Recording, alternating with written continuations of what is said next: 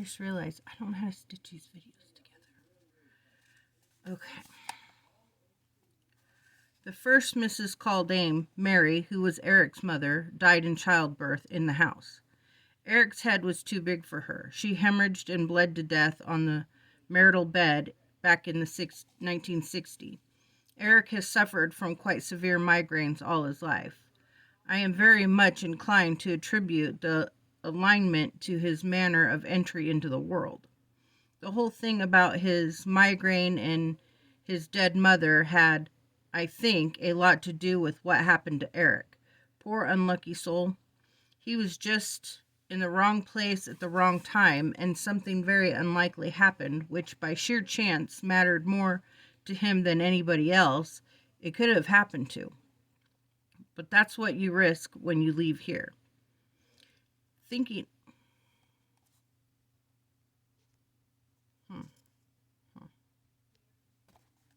Thinking about it, that means Eric has killed somebody too.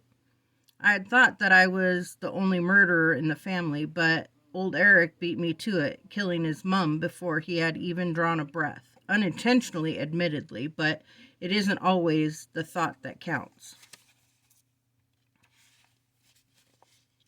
The factory said something about fire.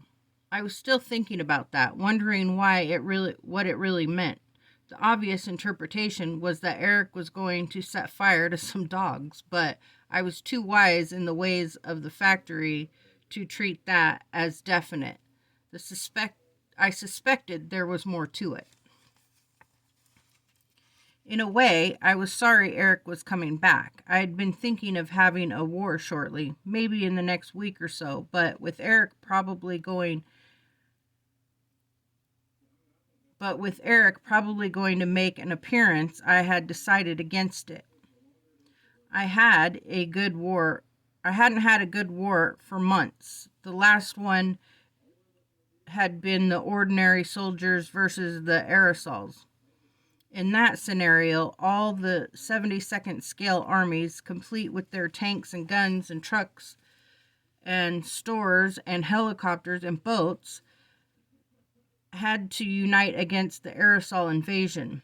The aerosols were almost impossible to stop, and the soldiers and their weapons and equipment were getting burned and melted all over the place until one brave soldier who had clung on to one of the aerosols as it flew back to its base came back after many adventures with the news that their base was breadboard moored under an overhang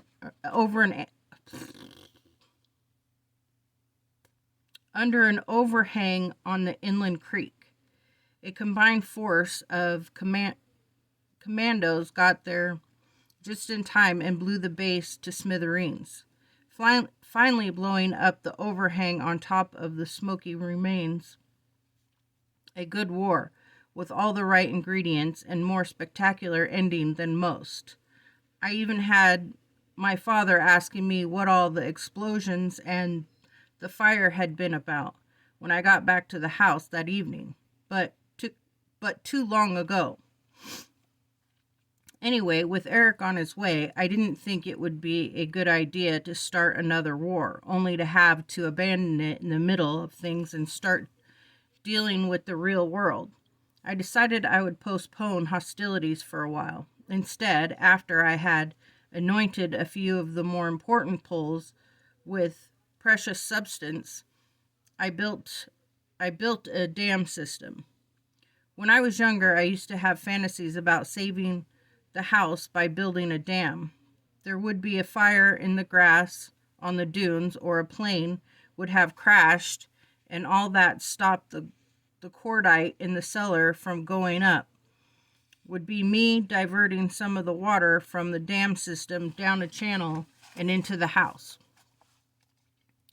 At one time, a major ambition was to have my father buy me an excavator so that I could make really big dams. But I have a far more sophisticated, even metaphysical approach to dam building now.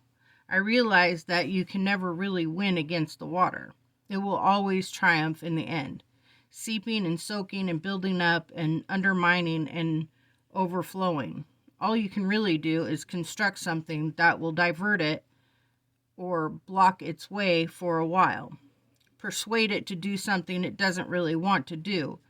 The pleasure comes from the elegance of the compromise you strike between where the water wants to go, guided by gravity, and the medium it's moving over, and what you want to do with it.